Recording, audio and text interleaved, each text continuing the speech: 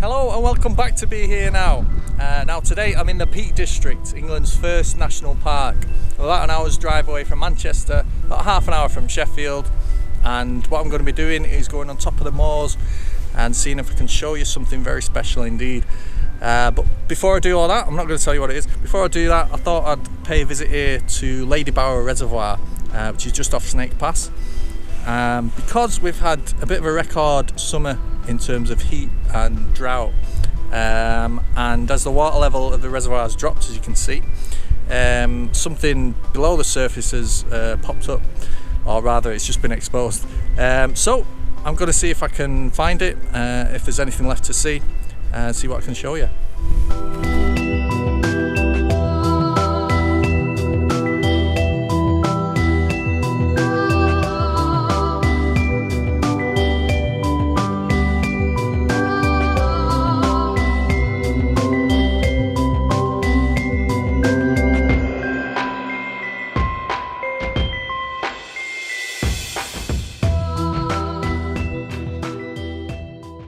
So where I'm standing now, it used to be a village called Derwent, and it was abandoned and lost below the waters of the new Ladybower Reservoir here in the 1940s. As I said, there's been a drought this year.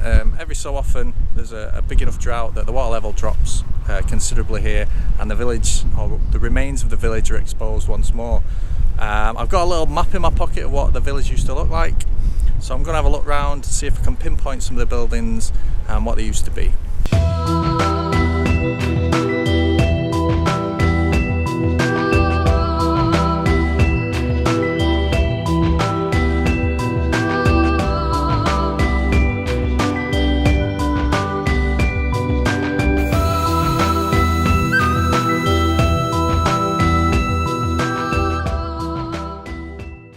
As you can probably tell, I'm stood in what normally is the reservoir bottom, so this should all be flooded behind me.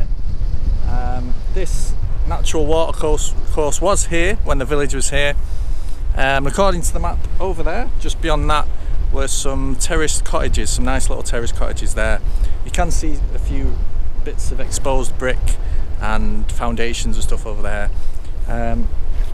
Check this bit out, there's a nice tree there. There's a few tree stumps preserved up and down the water's edge around here. I quite like that. I think it's quite nice to see that.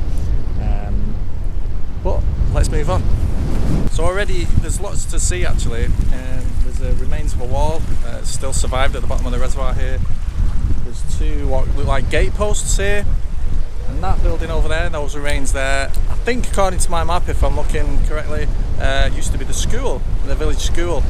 I'm going to have a wander over there, see what it looks like, if I don't drown in the mud, and then we'll go over the other side, see what's over there.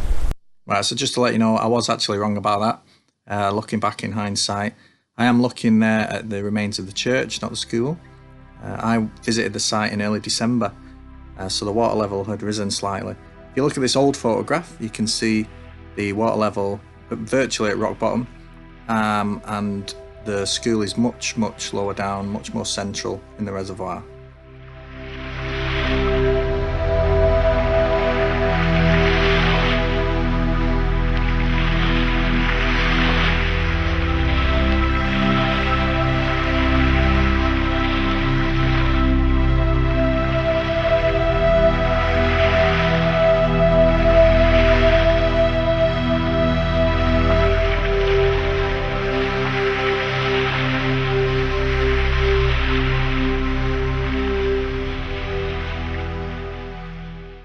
Okay, so I'm on the water's edge in this nice bit of ruins here. You can still see certain features of the building.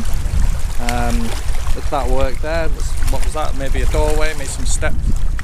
And there's still some brickwork there that's still as it was when it was built.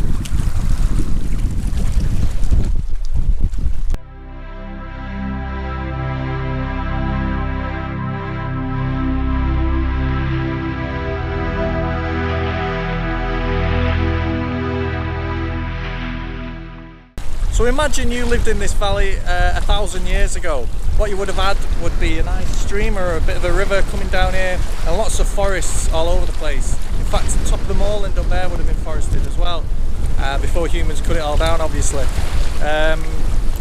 Now, what you would have had if you wanted to get from Glossop to Sheffield would be a pack horse route, and that probably would have come down this valley. And the village of Derwent grew up beside that pack horse route as a result of the traffic coming through the village.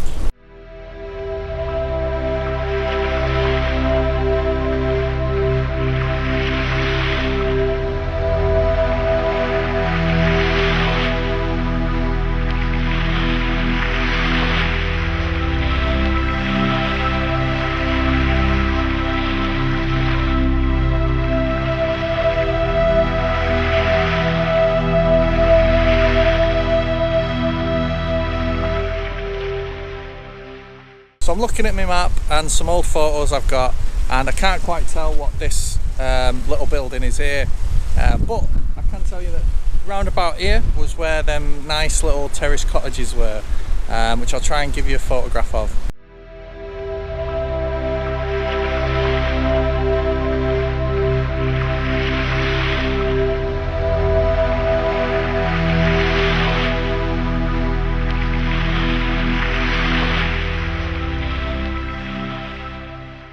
So it's a little strange walking around here. I mean, obviously all these remains and all these tree stumps behind me, they all have a story to tell, but they've all been lost below the water for decades, only popping up whenever we have a hot summer. But still, plenty of remains about this village have gone completely. Over there was a nice hall, a bit of a big house with a fish pond and a garden. That's all gone. And over there, the other side, there was a church with a spire, and they left the spire up after they built the reservoir, and it'd pop up every now and again whenever the water level fell a little bit, but eventually they decided to knock that down due to safety reasons. So that's it guys, that's our last little look at Derwent village, one of the lost villages of the Peak District here at Ladybower Reservoir. What I'm going to do now, I'm going to head back towards Glossop, and we're going to go right on top of the moors, the Peak District moors, and I'm going to show you a site just off the Pennine way. Now that site's pretty similar to this in that it's historic, but it's got a little bit of a different feel to it, so come on.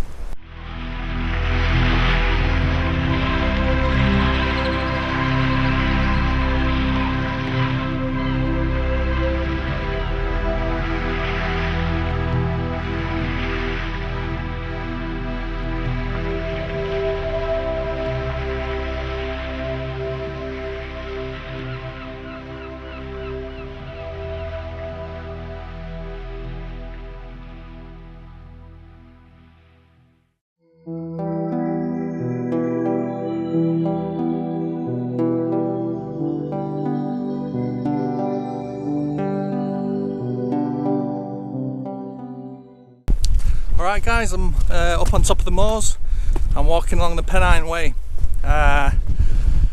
It's cold, it's bloody windy, and I've got a couple of miles to go before I get to my destination. I just want to tell you a little bit of something about it before I get there.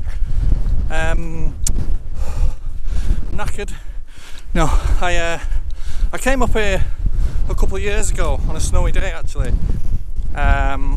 Purely because I'd heard about this place and I thought it'd be quite a cool place. I was fascinated by it, to be honest. I thought just a nice little place to check out.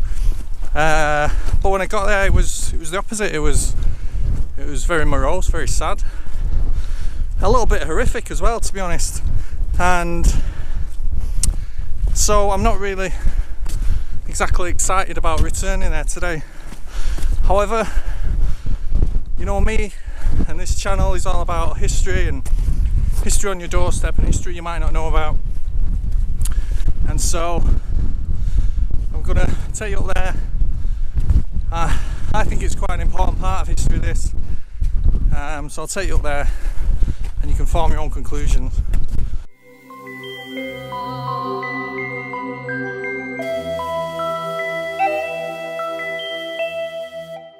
In 1948, the US Air Force still had a considerable interest in what was going on in Europe, and there was US Air Force bases all over Europe and Britain. And on the 3rd of November 1948, 70 years ago, a B-29 bomber, what had been converted to a reconnaissance aircraft, left a base in Scampton in Lincolnshire on what should have been a routine 25-minute flight to US Air Force Base Burtonwood near Warrington. Like I say, it should have been routine. This is peacetime, there was no real danger to the craft. However, it did have to fly over the Pennines and over the Peak District, which is notorious, even today, for having low-lying mist and unpredictable weather. Now, I'm sure you can guess by now what I'm about to show you. Like I say, it is quite horrific, quite sad. But 20 minutes into that flight, this B-29, Super Fortress as it was called, with the name of Overexposed, nose down below the mist to try and get a bearing, to try and see where it was. The captain probably thought it was a little bit further towards Manchester than he was. Perhaps just wanted to see if it could start coming down properly. Unfortunately, the land round here rises up a little bit sharply before it drops down to the plain for the end of the hills, and the aircraft just crashed.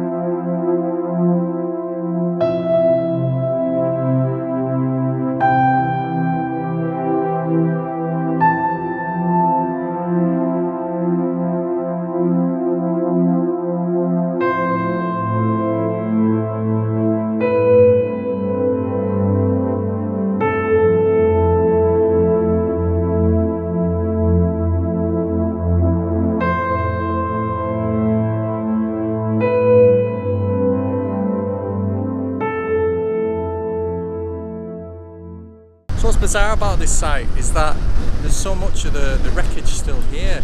I mean, there's actually been probably about 100 different aircraft crashes in the Peak District. It's a notorious little black spot really for crashes. But so much of the wreckage is still here. Obviously a lot of it's gone, a lot of it was cleared away in the weeks and months after the crash happened.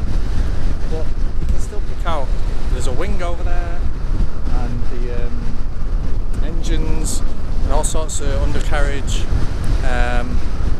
It really is quite a surreal experience standing here, and it covers such a vast area too. That's the thing that gets you. I mean, this is the top, the uppermost bit at the top of the hill, which is huge obviously, but it goes all the way down.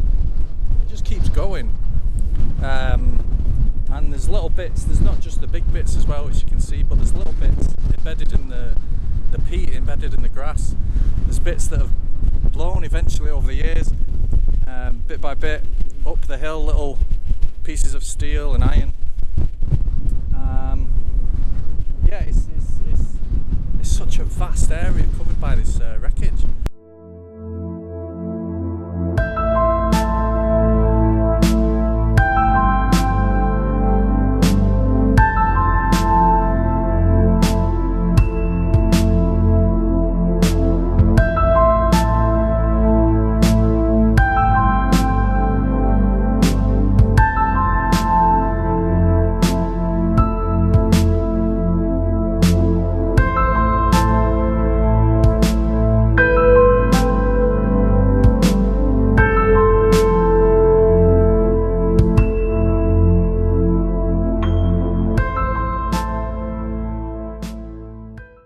The B-29 was a heavy bomber used by the US Air Force during the Second World War. Manufactured by Boeing, it was one of the largest aircraft operational at the time, full of state-of-the-art equipment. They were named Super Fortresses, which was a nod to the earlier B-17, which were called Flying Fortresses. B-29 bombers were primarily used in the bombing of Japan towards the end of the war. Most famously was Enola Gay, which dropped the first atomic bomb on the city of Hiroshima, killing around 150,000 people from the explosion and the subsequent radiation. In 1944, many B-29s were converted to long-range reconnaissance aircraft, fitted with extra fuel tanks and cameras. One of them was nicknamed Overexposed. In July 1946, after the war, the US continued to detonate nuclear weapons in the hundreds, most famously at Bikini Atoll, a collection of 23 islands in the Pacific that had been inhabited for thousands of years. Overexposed was part of that operation, Operation Crossroads, tasked with filming the actual aircraft which was dropping the bomb. By 1948, the Russian army had closed the road link to the Allied sector of Berlin, and supplies had to be flown in by air. Now by then, 90 super fortresses were based in Britain, and while other aircraft flew in supplies to the city, Overexposed took detailed photographs of Russian territory. At the time it crashed in the Peak District, the crew of 13 were just 3 days from completing their service in Britain and returning home. So a search aircraft went out that afternoon and spotted the crash on the moors. They dispatched a message to the local RAF mountain rescue team who were doing an exercise in the area just 2.5 miles away. Now some of their members went looking for the craft and found it eventually after running for 20 minutes or so across the rough terrain here. They eventually saw the burning tail fin. So let me just read you a little bit out of this excellent book, Dark Peak Aircraft Wrecks by Ron Collier and Ronnie Wilkinson. Pretty much the Bible of all the aircraft wrecks in the Peak District. So the two of them raced the last few hundred yards, stumbling into holes and jumping water courses. However, as they got close, they could see it was hopeless. Several bodies lay scattered around the blazing, twisted metal. It was obvious that there was nothing that they could do for them, and so they hurried back to their vehicle on the Snake Road. So there were 13 men aboard the aircraft when it crashed. All of them died. At first only 8 bodies could be found, but the next day eventually they came across the remaining 5, all of which were burnt beyond recognition. I mean, it feels a bit perverse filming this, to be honest with you, and it raises all sorts of questions. Should I be filming this? Is this something we should just sort of remember without documenting it properly? Or is this something we should try and always remember and always document? I mean, it's just an aircraft wreck, really. It was an accident, it wasn't shot down. And that's kind of the reason why I don't want to show you exactly where it is.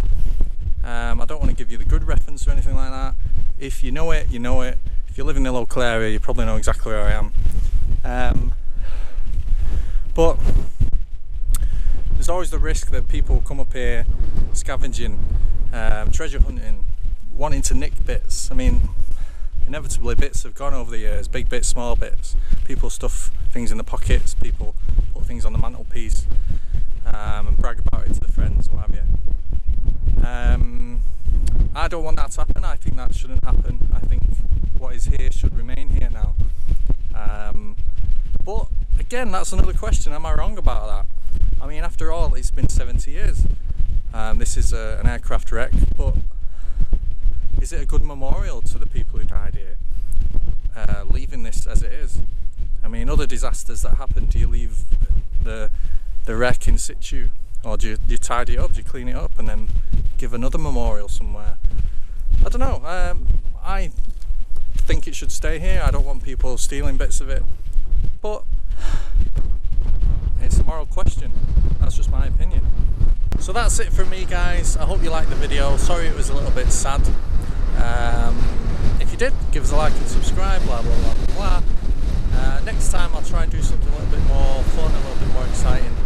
But for now, I'll leave you with a beautiful view of the amazing Peak District moorland. See you later.